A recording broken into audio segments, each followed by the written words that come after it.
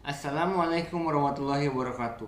Saya Ali Haidal hadir dengan NPM 33341700040 akan mempresentasikan makalah seminar proposal yang berjudul penggunaan material plat aluminium, plat timbal, dan timah dengan metode akumulatif roll bonding sebagai material penahan atau peredam radiasi pada telepon seluler.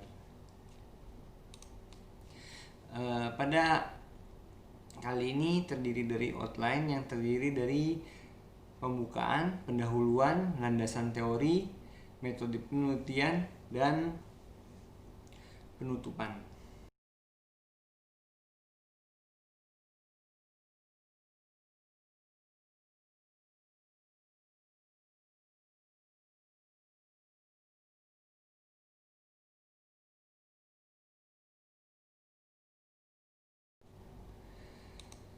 Pada pendahuluan, latar belakang penggunaan material anti radiasi ini adalah untuk meredam radiasi pada telepon seluler atau ponsel. Material yang peredam ini ditujukan karena ponsel merupakan peralatan yang digunakan sehari-hari. Namun sayangnya radiasi berdampak buruk bagi kesehatan. Bagaimanapun radiasi yang ditimbulkan pada ponsel dapat menyebabkan berbagai macam penyakit seperti kanker dan perubahan sel protein pada tubuh, sehingga diperlukan penahan radiasi pada frekuensi gelombang tertentu untuk mengurangi resiko dari penyakit-penyakit yang disebabkan oleh radiasi. Kemudian adapun pendahuluan yang terdiri dari batasan masalah. Batasan masalah terdiri dari 3 variabel, itu variabel bebas yang merupakan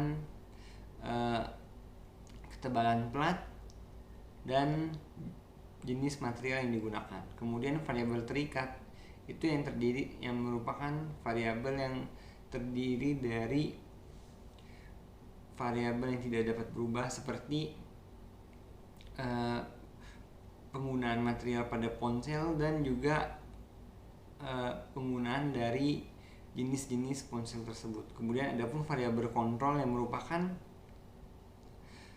perbandingan dari variabel bebas dan variabel terikat, atau kalau pada penelitian kali ini adalah material yang dibalut dengan case penahan radiasi ataupun yang sama sekali tidak dibalikan dengan case penahan radiasi. Adapun rumusan masalah. Rumusan masalah adalah seberapa efektif material anti radiasi meredam radiasi ponsel dan melindunginya secara fisik. Kemudian adapun hipotesis penelitian yang merupakan terdiri dari beberapa landasan teori yang sudah dicerna dan menunjukkan bahwa material timbal sebagai campuran dari material penahan radiasi ini efektif meredam radiasi. Dan proses akumulatif roll bonding juga membuat case menjadi lebih tangguh.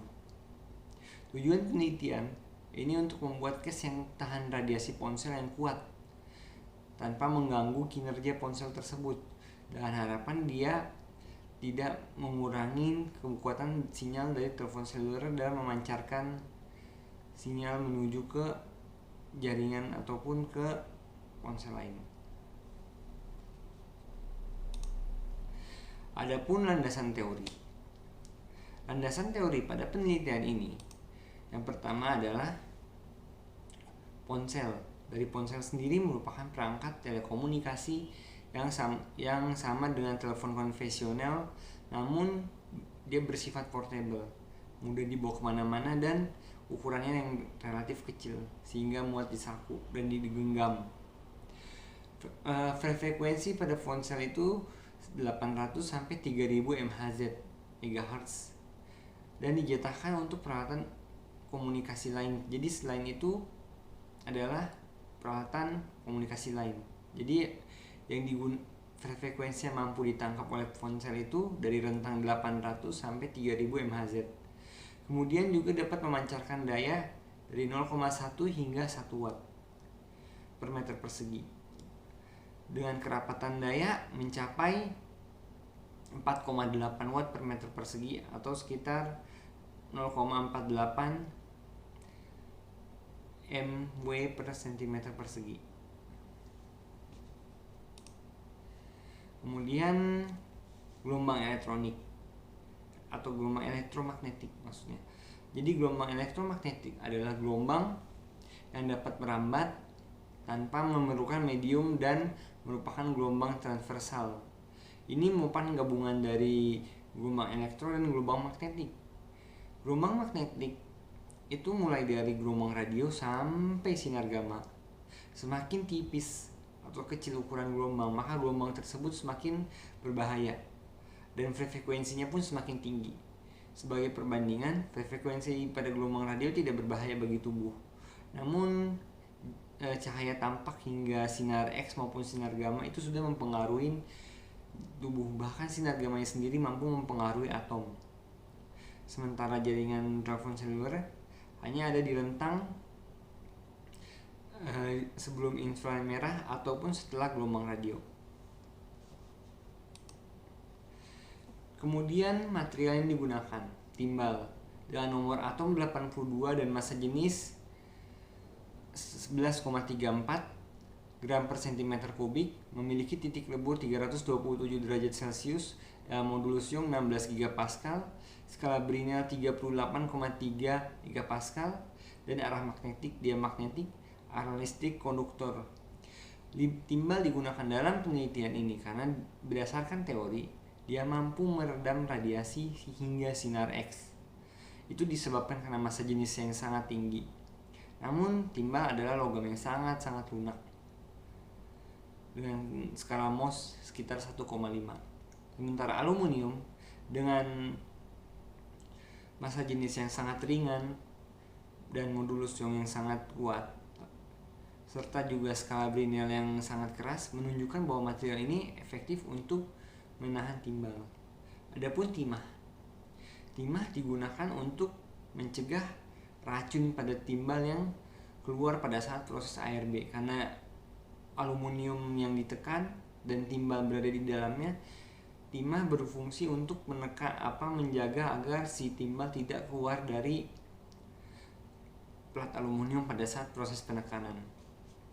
Timah pun juga logam yang bersifat meredam radiasi dan juga tidak beracun. Kemudian metode SPD. Metode SPD ini merupakan metode untuk penghalusan ukuran butir dan meningkatkan kekuatan material. Terdiri dari ECAP, EQ Channel Angular Pressing, HPT, High Pressure Torsion, ARB, Accumulative Roll Bonding. Nah, pada kali ini metode penelitian yang kita gunakan adalah ARB. ARB ini dia adalah proses menekan beberapa tumpuk material dengan dua arah penggiling tekan atau lebih. Jadi dia bisa dengan hanya cukup dua penggiling yang dilakukan secara berulang ataupun puluhan pasang penggiling untuk menekan satu material secara terus menerus. Material sebelum ditekan, material itu dipoles. Kemudian dipoles agar permukaannya kasar. Ketika permukaannya kasar, bagian depan dan belakang akan ditempel dan ditekan. Hasilnya material tersebut akan menyatu. Dan proses ini dapat dilakukan hingga beberapa kali. Kemudian electromagnetic field meter. Ini adalah alat untuk mengukur radiasi pada barang elektronik, mulai dari kabel hingga ponsel maupun perangkat kompleks lainnya. Alat ini mampu mendeteksi radiasi gelombang elektromagnetik dengan satuan Tesla dan volt per meter, maupun juga pancaran dari radiasi atau yang kita sebut dengan watt per meter persegi. Alat ini sering digunakan di dalam industri untuk mengetes radiasi yang ditimbulkan dari beberapa barang-barang elektronik pada industri elektronik. Namun juga dipakai sebagai inspektor untuk mendeteksi radiasi yang ditimbulkan dari menara BTS. Adapun metode penelitian pada penelitian ini adalah pembuatan alat dengan persiapan alat dan bahan, material dipotong hingga berukuran 4,5 inci diagonal. Diagonal menyesuaikan bentuk ponsel. Selain aluminium, plat timbal dan timah pun juga dengan diagonal yang serupa. Kemudian plat timbal diletakkan di dalam plat timah.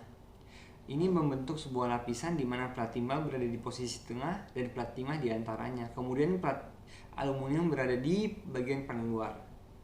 Kemudian sebelum proses penekanan, setiap material plat tersebut harus dipoles terlebih dahulu. Setelah dipoles, baru kemudian material ditumpuk dan diberikan lubang di bagian ujungnya. Lubang ini berfungsi untuk mengikat material aluminium dan timbal maupun timah agar tidak berubah posisi pada saat proses penekanan. Proses penekanan dengan akumulatif roll bonding dilakukan hingga 4 kali lapisan membentuk lapisan yang kurang dari 3 mm. Kemudian diletakkan plat yang sudah diproses tersebut dengan slim case ponsel yang terbuat dari bahan karet. Ponselnya sebelumnya sudah disesuaikan slim case-nya. Setelah itu proses penekanan dengan lem dan kemudian case tahan anti radiasi siap digunakan pada smartphone. Adapun diagram pengujian tarik yang terdiri dari persiapan alat dan bahan, kemudian salah satu spesimen yang sudah dibuat akan dipotong mengikuti standar ASTM E8. Uji kekuatan material plat dengan melakukan uji tarik untuk melihat kekuatannya. Jadi kita uji tarik di sini dan kita akan melihat kekuatan dari gabungan 3 material ini. Kemudian melakukan perbandingan dan analisa data hasil pengujian berdasarkan aspek yang telah diamati untuk dibahas. Jadi kita akan lihat kekuatannya menurun ataupun bertambah kekuatan dari ketiga material ini. Setelah itu kita bisa menyimpulkan bahwa material ini aman atau tidak untuk telepon seluler. Kemudian adapun pengujian radiasi. Pengujian radiasi ini dengan menempelkan slim case pada ponsel, kemudian menguji langsung pada telepon seluler. Ada 3 tahap di sini. Yang pertama itu material ponsel tanpa material tahan radiasi, kemudian ponsel dengan case material radiasi, yang ketiga ponsel dengan case material radiasi depan belakang. Setelah itu diamati nilai dan kemampuan radiasi serta juga kemampuan telepon seluler tersebut, apakah masih mampu melakukan panggilan seluler, internet, ataupun tidak sanggup melakukan apapun. Nantinya perangkat internal ponsel seperti Bluetooth, kemudian telepon seluler, WiFi portable, semuanya akan dinyalakan sebagai perbandingan dalam penelitian ini. Kemudian pengamatan dilakukan dengan melihat beberapa aspek seperti gelombang elektromagnetik dengan alat tersebut. Setelah itu dilakukan data pengamatan, pembahasan, dan kesimpulan. Metode penelitian ini membutuhkan alat radiasi detektor sensor atau IMF, mesin pengorolan, mesin uji tarik, mesin poles, mesin bor, telepon pintar atau ponsel, dan jaringan komunikasi atau sinyal yang bagus. Untuk bahan-bahan yang dibutuhkan adalah plat timbal dengan ketebalan 1,5 mm dengan ukuran 40 x 40 cm, plat aluminium seri 1 dengan ketebalan 1 mm ukuran 30 x 120 cm, plat timah dengan ketebalan 1 mm ukuran 20 x 20, dan kemudian case slim ponsel karet menyesuaikan ponsel untuk proses tersebut, kawat perekat dan lem, kemudian pembersih seperti metanol. Metode ini dilakukan di laboratorium milik PT Krakatau Steel untuk proses pengorolan. Sementara pengujian alat dapat dilakukan di laboratorium metalurgi FT Untirta. Waktu penelitiannya untuk penyediaan alat dan bahan dilakukan dari November hingga Desember, Persiapan lokasi penelitian dilakukan dari Desember hingga Januari. Pembuatan alat dilakukan mulai dari Januari hingga Februari. Pengujian alat dan analisa akhir maupun penulisan makalah dilakukan dari Februari hingga Maret. Sekian, terima kasih. Wassalamualaikum warahmatullahi wabarakatuh.